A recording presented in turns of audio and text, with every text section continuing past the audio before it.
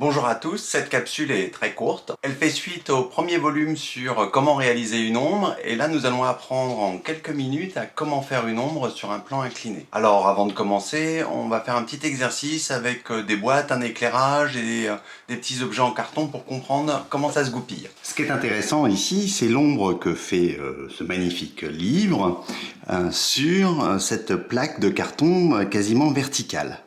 À partir du moment où je vais incliner légèrement la plaque de carton, l'ombre va s'abaisser petit à petit jusqu'à rejoindre finalement l'ombre au sol. Donc le jeu va consister, pour cet exercice, à déterminer l'ombre sur un plan incliné. On sait le faire sur un plan vertical, et donc là ce qui va nous intéresser, c'est de le faire sur un plan incliné. Vous me suivez ? Alors c'est parti. À partir de la boîte que nous avons utilisée pour la capsule comment réaliser une ombre, nous allons incliner la paroi P1 et la paroi P1' devient donc une surface, une paroi inclinée. Nous ne sommes plus à la recherche d'une ombre sur une paroi verticale.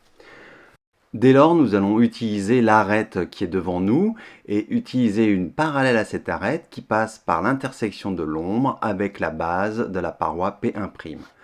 À l'intersection de cette parallèle et la direction de la lumière passant par A, nous allons trouver l'ombre de A sur la paroi inclinée. Comme précédemment, il suffit de récupérer l'ombre au sol et de relier l'ombre de A sur la paroi inclinée à l'ombre au sol, et nous avons maintenant l'ombre de cette pyramide sur une paroi inclinée. Nous pouvons voir d'ailleurs une certaine logique avec l'ombre verticale et l'ombre au sol, avec ce que nous avons vu sur l'image au début de cette présentation. Hélas, cette construction est fausse. En effet, il faut trouver l'intersection du plan vert défini par l'arête AB, la direction de l'ombre et la direction de la lumière passant par A, et la paroi inclinée de la boîte numéro 2. Nous avons déjà un point connu pour cette intersection, qui est le point J qui se situe sur la direction de l'ombre et qui appartient aux deux plans, aussi bien le plan vert et le plan incliné. Il nous faut donc trouver, l'intersection de deux plans étant une droite, un deuxième point. Je vous propose donc de chercher le point I. Pour cela, nous allons utiliser une ligne de terre qui passe par la base de la boîte numéro 2 et nous allons reporter la hauteur de cette boîte sur le plan de tableau. Donc pour ça, il nous faut une ligne de vue qui passe par la base de la boîte et nous allons reporter, grâce aux fuyantes, la hauteur de la boîte numéro 2 sur cette ligne de vue.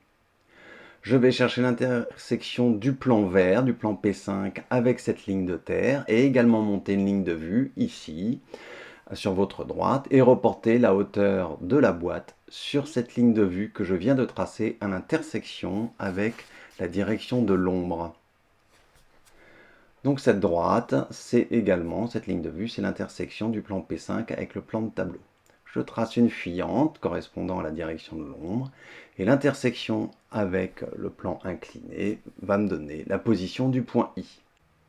La droite IJ et son intersection avec la direction de la lumière passant par A me donne la position de l'ombre de A sur le plan incliné.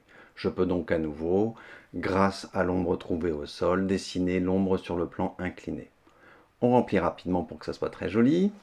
Un peu moins d'ombre sur la paroi inclinée. Nous pouvons maintenant comparer les deux méthodes avec les deux positions de l'ombre trouvée. Je vous propose de garder la première méthode.